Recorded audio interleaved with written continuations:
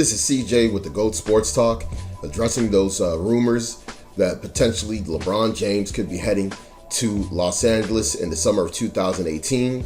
Just kind of wanted to discuss that. Of course, you probably heard about him possibly leaving teams. A lot of people don't realize that LeBron is actually under contract next, all the way up until next season, so he does not have a player option. There's going to be no way for him to terminate his contract. The only way that he could actually leave the team is if he's traded, since he's under contract. Now, it is possible that something could happen if he decided to wield his power to move, but I doubt that would happen because I think that the best way that he would handle the situation if he were to leave Cleveland would be to play out his contract and to basically try one more time to get them a title before he would leave. Now, one of the things with him moving to LA, I do see where people are coming from that angle, from the standpoint that he does have a $20+ million home in LA. But again, this is LeBron James. He makes, $70+ million a year. So at the end of the day, there really is no reason for him to worry about him having a house in LA that he probably needs to live in full time. He doesn't care about that. He just has enough money that he can do something like that by buying a home in an area where real estate is always, booming and going up, especially in California. So really, it's also an investment for him as well. Now, as far as addressing the thing with his fit with Los Angeles, one of the things you realize with Los Angeles is that the team after next season will have about 9 players still under contract going into the summer of 2018. All right, now that includes, the contracts of the 2 picks that they have, the number 2 and the number 28 pick, which those are first round picks, which are guaranteed contracts. Now, of course, we know that they can always move those for expiring and be even lower. But at the end of the day, that number 2 pick of the Lakers, they would only trade that pick away during the season or during the draft if they can get a veteran player that's either entering or in their prime that plans on staying in LA. So that would include like a Paul George. Like, let's say Paul George was interested in moving and Indiana Pacers was interested in acquiring the number 2 pick, and they wanted to bundle up a package that would move, Paul George to LA this season.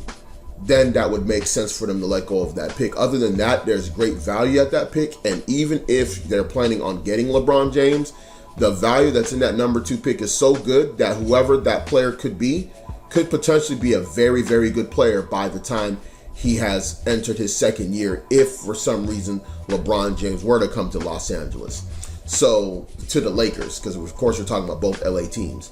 So that would make some sense. Now, of course, what a lot of people don't understand is that one of the issues that they have with their team is, one, they will have enough space to probably have to let go of somebody. They would either have to cut one of the other contracts, maybe, Julius Randle, or maybe you'd have to, what I mean by cut, they would actually have to do probably like a buyout because when you're talking about Luol Deng and Timothy Mozgov, those are 2 very bad contracts, especially the Luol Deng contract, who also plays the same position as LeBron.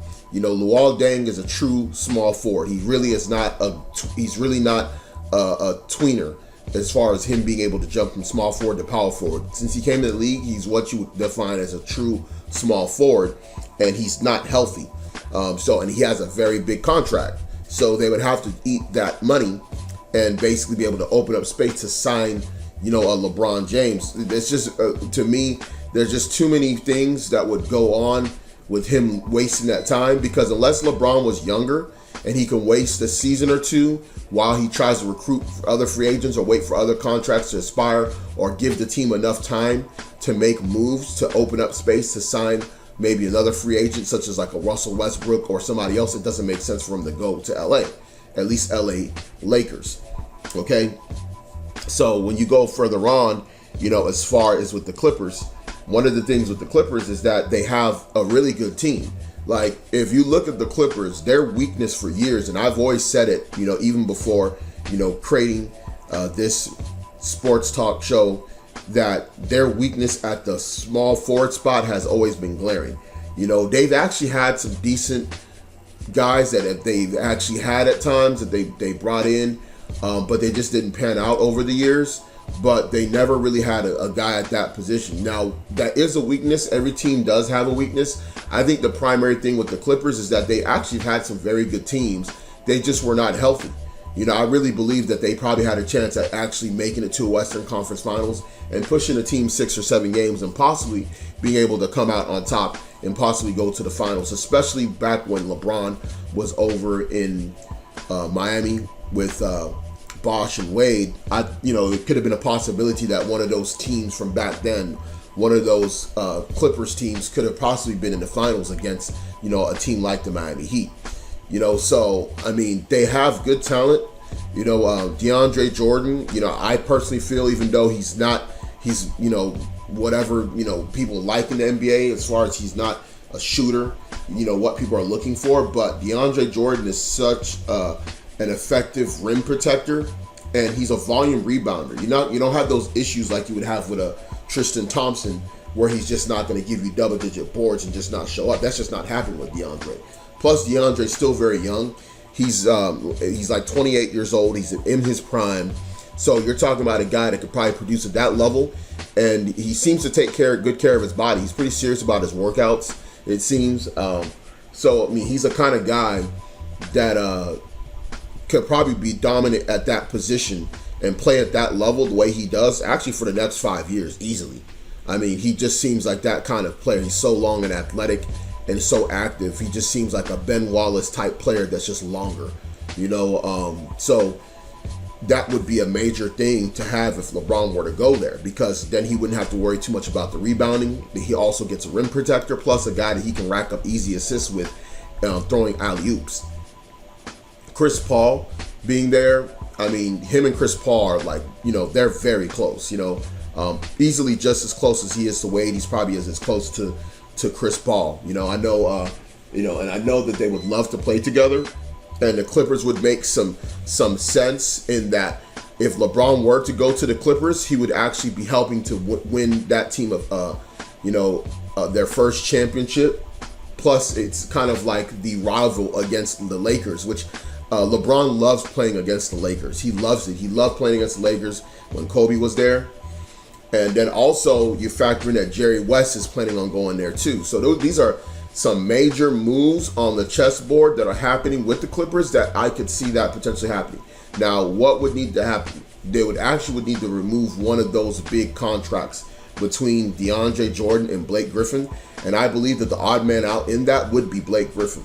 And Blake Griffin, when he's healthy, and the way he played a few years ago when Chris Paul went down, he was amazing. People forget, he was literally an MVP candidate that year.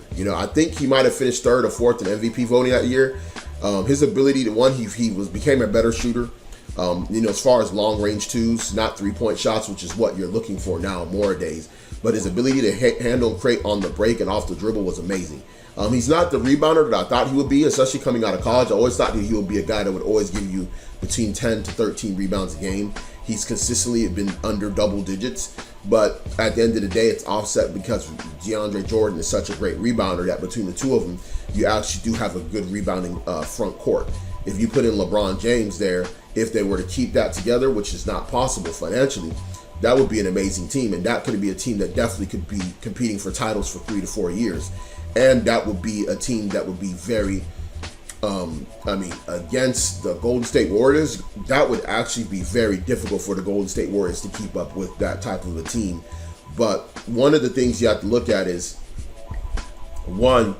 that, I believe Blake Griffin and Chris Paul actually have early termination options. Basically, they have player options.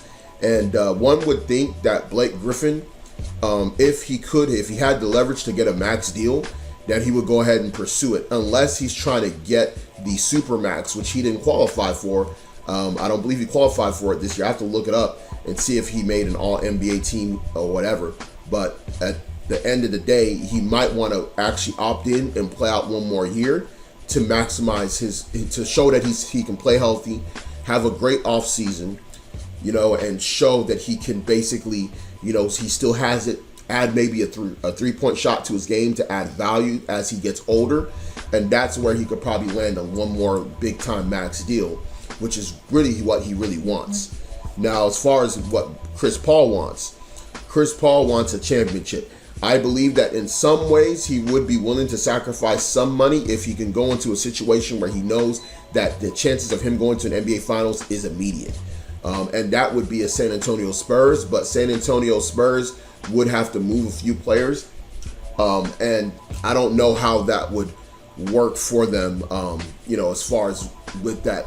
And staying in the West, it's kind of like, okay, you do get a guy that you've never played with. You've never played with a very, an athletic wing at the talent level of a Kawhi Leonard, who I believe Kawhi Leonard is probably the third best player in the league after LeBron and KD. And, so it would be intriguing for him to play there. Plus with LaMarcus, if LaMarcus can be healthy and get back to being LaMarcus Aldridge, that pick and pop, pick and roll would be money all day for that, for him and Chris Paul. And then Kawhi, is just an amazing player. He gets better every year. He got very good off the dribble this year. He adds to his game. And a lot of people do talk about Kawhi Leonard. I know he's very quiet, but being down south, being in Houston and watching the Rockets, and you watch the Rockets and Spurs play a lot, and that rivalry, and seeing him grow as a player, he is something. He's some kind of a player. If he could get better at creating for others, which his ability to score should be able to help him become a better passer. But I don't know if he's ever going to have that knack as a passer, like on the level of like a LeBron. It's just not going to happen. But he's a very good player. Now, the big thing with Clippers is cap space. But another great thing for them is that their owner does not mind paying luxury tax. See, that's the thing I like about owners like that. Is I always felt like this, man. If I was worth $10+ billion, heck, if I was a billionaire and my main hobby was owning a sports team and an NBA team, I would not give a damn about the luxury tax as long as the players are worth it and they're solid. I would pay the luxury tax and wouldn't give a damn. You know what I'm saying? So, and that's how the owner for the Clippers are. That's the reason why I feel like it's gonna be very hard for Chris Paul to leave. Because he's willing, he'd be willing to max out those two other guys, and Blake Griffin and Chris Paul, and go over the luxury tax, if he has to.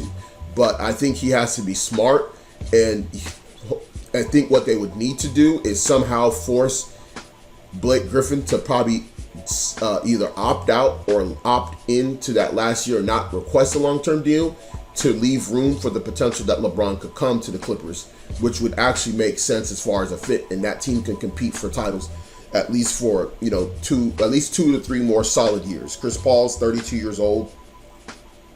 He might have 3 years left in him. I don't know how he's going to age. I don't think quickness is an issue. I think that for him, it's just him being stable, stay healthy. He works out all the time, and he probably is going to age gracefully out like Steve Nash, to where you'll be probably good to go as far as the production you'll be able to get from him, for the next 3 to 4 years. Now, that is the whole thing. They do have a couple of challenges, but LeBron, I think as of right now, he's in a very flexible position with 1 more year, puts pressure on Cleveland to make moves in the offseason, whether this season or next season. And we'll also talk about what it is that, about Cleveland, about what they need to do from a free agent perspective, or what they need to do as far as, any changes that they need to make, or whether or not they're panicking. So, that pretty much wrap it up. That's what I felt about the whole move with LeBron going to LA, whether it be the Lakers or the Clippers.